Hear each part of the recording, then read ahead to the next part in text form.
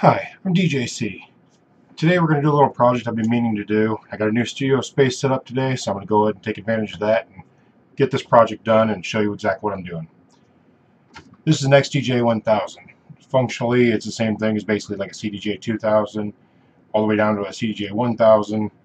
The thing we're looking at today is this top platter. The top platter on these is an actual physical button. It moves. And if you've never really noticed it moves before, look at yours. It moves up and down just a little bit. Well, part of that is there's springs underneath that keep that up. Once they start to sag, you'll pitch bend, and you'll notice that it'll jump throughout the track, almost like your hand on top of the platter. Well, that's just due to the spring sagging. It's no broken parts, no nothing like that. You can fix it. It's really, really easy. Let me show you how. First thing we're going to do, flip the player over. The feet are the first thing to come off.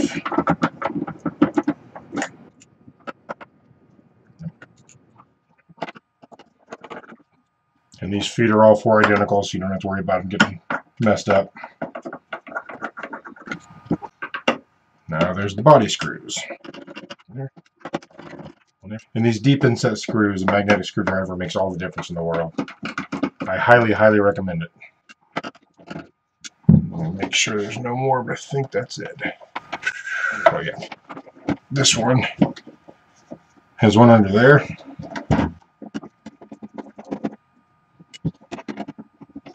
Okay.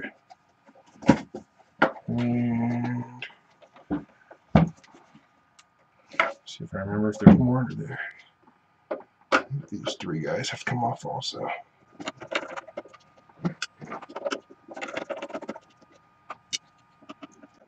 These ones have little arrows pointing at them, which tends to be a Pioneer fairly consistent thing. All their players come apart in kind of the same way. Little differences here and there, but it's pretty much the same thing. So now you have two halves of the player. Should be a ribbon cable. Yep. Pretty much all the players come apart in this ribbon cable fashion here, and they'll clamshell open. So be prepared for that. Don't just yank and pop until it comes open, because there is a cable connecting it. These have one cable. I want to say 2000s have 2 or 3 cables in the middle, but they're all basically the same. They will have cables in the middle, in between the two halves. So you want to make very, very sure not to yank on that cable, because if you pop it out and break it, it's not cheap to replace, not easy to replace. Okay, so from there, we have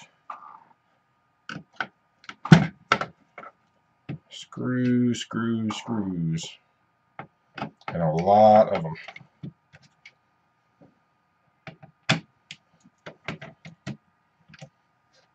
What we're attempting to get to is this ring under here.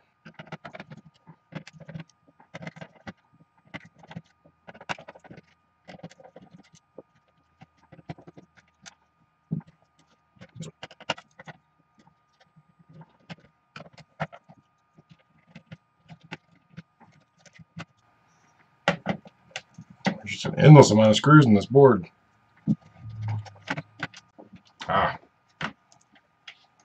Knob has to come off the front.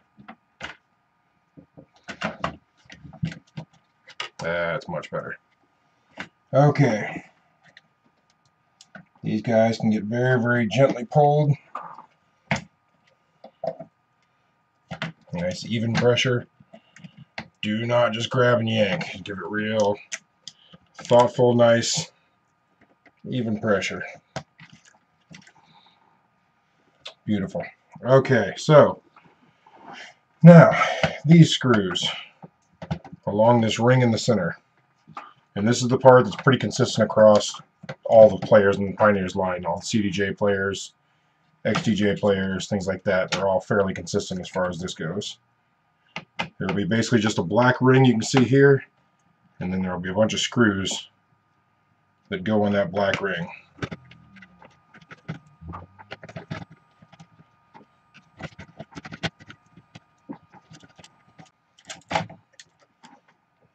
Ribbon cable right here.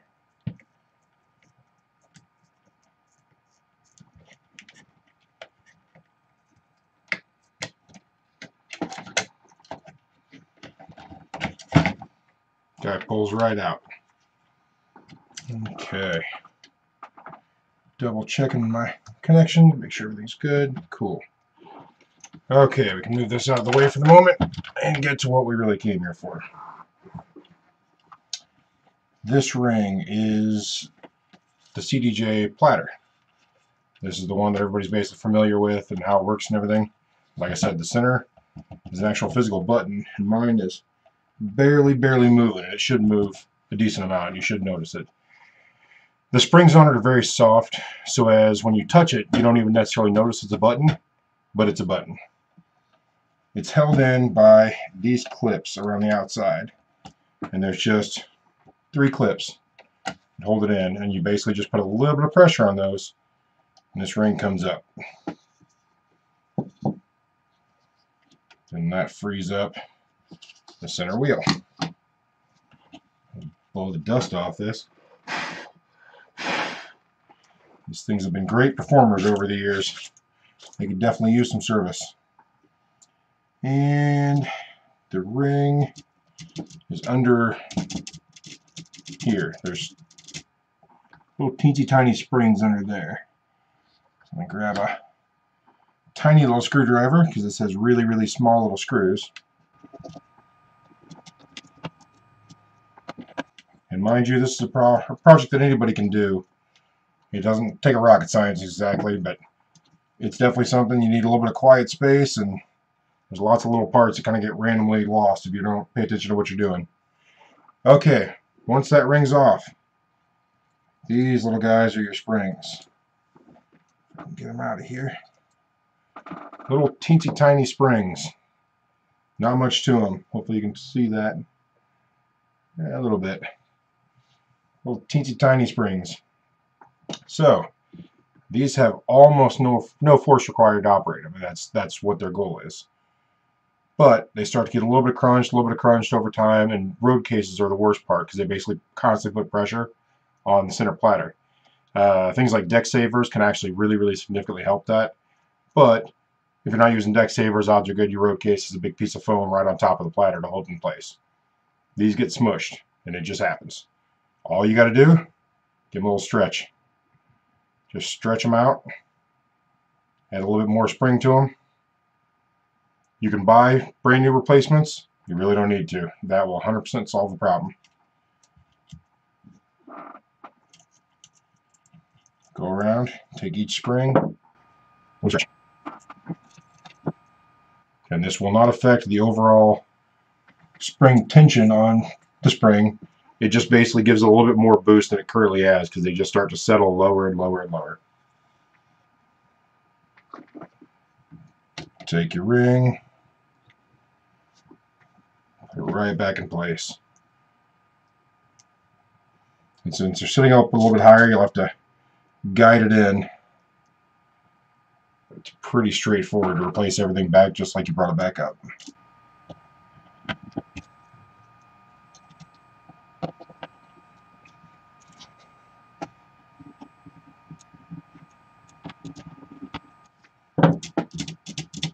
Now those have a decent amount more tension on them, so they'll keep that platter raised up in the air. So we just go back to full reassembly.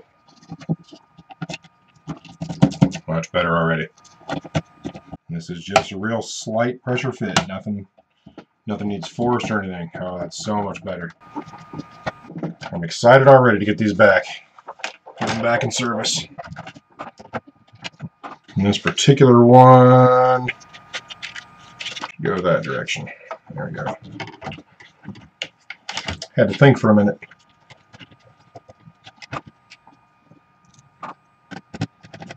And this is once again the exact opposite that just came out. So there's still little arrows right next to everything. Wherever there's supposed to be a screw, it's easy to find.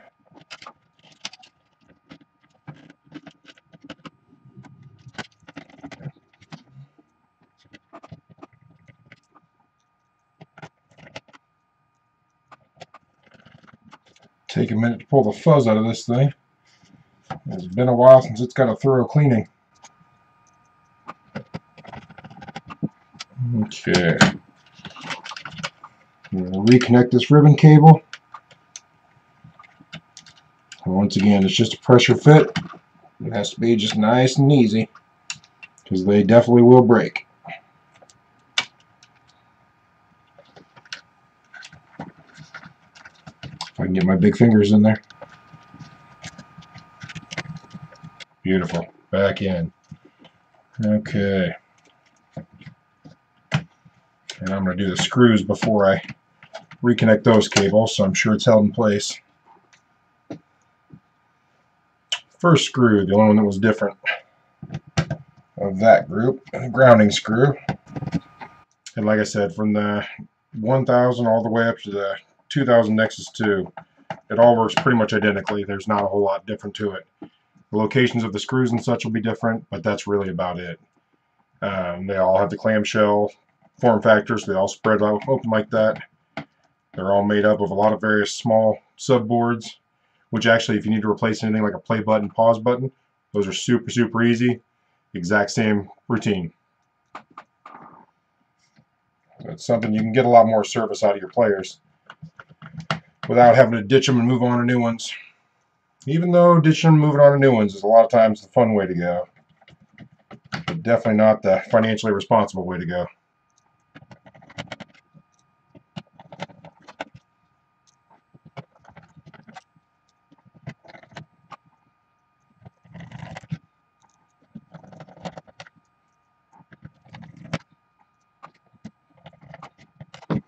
Ripping cables again.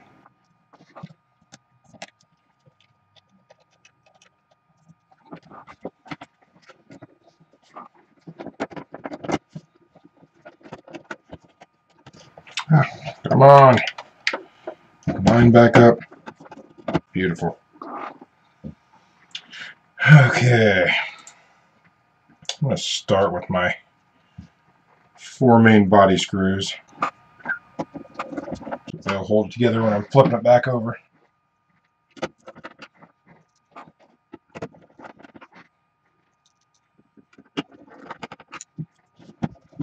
Three screws up top. Actually 4 total.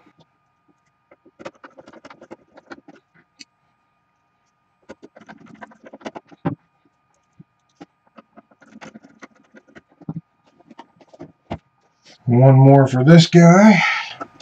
There's 2 little clips it sits in. And then 4 feet.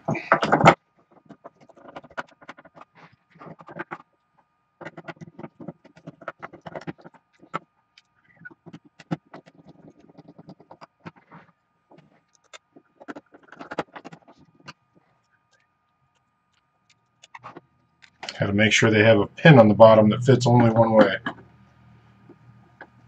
Keeps them from spinning in place. Last but not least, put my knob back on there. Beautiful. Now that has a whole lot more travel than it did previously. So that solves that problem. And it feels 100% better. And that is fixing the button on top of a platter of a CDJ or XDJ. There you go. Just that easy. Whole thing done. Total recording time 23 minutes. It takes less than that if you really just get after it. So, easy project that anybody can do. Thanks for watching. Don't forget, like, subscribe, comment. Feel free to let me know. Alright, thanks.